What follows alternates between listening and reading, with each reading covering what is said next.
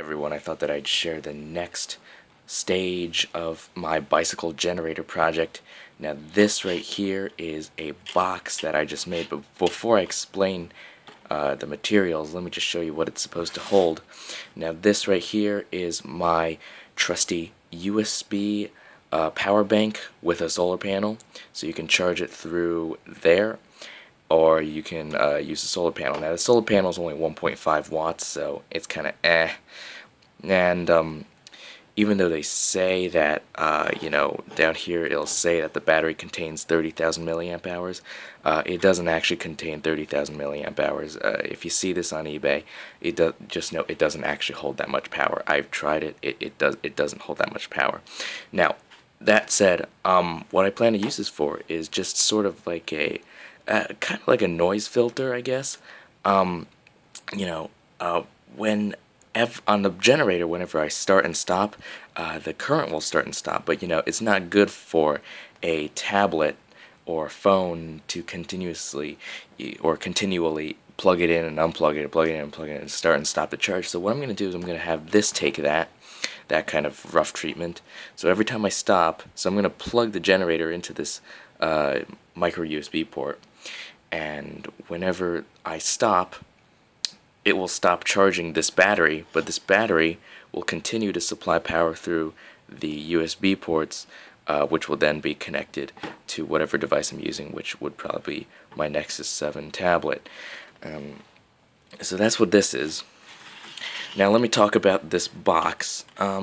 This is going to go on the front mast of the bicycle. You can see where I have put in some zip ties. I'm probably going to end up using 2 more. Because this probably won't reach all the way around. We'll see. And this will sit on the front, and there's a window here for the solar panel. You can see where the zip ties come through, and you're wondering what this is. Well, it goes in, and then I put a piece of tape there, and guess what? It covers up the zip ties from this side, just for visual sake. And that piece is just the window cut out from here, which will allow the solar panel to peek through, and there we go. Even though the solar panel is only 1.5 watts, I might as well use it. 1.5 watts is better than not 1.5 watts. So that's going to be in there. This is going to be mounted on the front panel of the bicycle. The USB ports stick out through the top, so I have input and outputs. Yep. And although one bad thing is that if you plug a cable into the 5-volt in, you can't plug a cable into 1 amp out because the 2 ports are too close together. So if you're considering buying one of these, just keep that in mind. If you're plugging a cable in here, you'll have to use the 2 amp out. You can't use the 1 amp out. Now, this right here I just cut out of an old tissue box. I cut the materials out, and then, as always, I drew my lines with a pen first and then cut.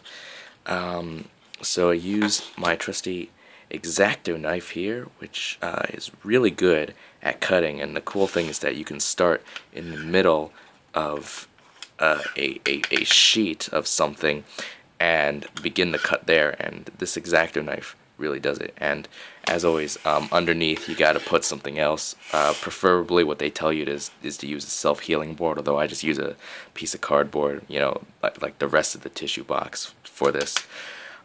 As always, wear safety glasses. I do that.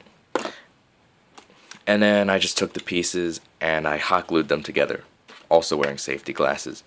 That's just in case, you don't want to lose your eyes. These flaps up here, they're still hanging loose, but they're designed to kind of stop the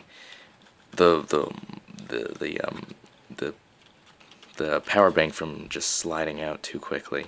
So maybe I'll put a little glue there or something, I don't know.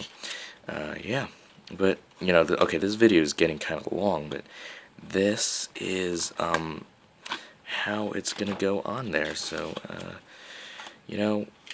at some point, maybe tomorrow or the day after, I will be posting another video with, I guess, the voltage regulator hooked up and the whole system running, so look out for that. And aside from that, I guess that's all for now, so thanks for watching, and I'll see you next time.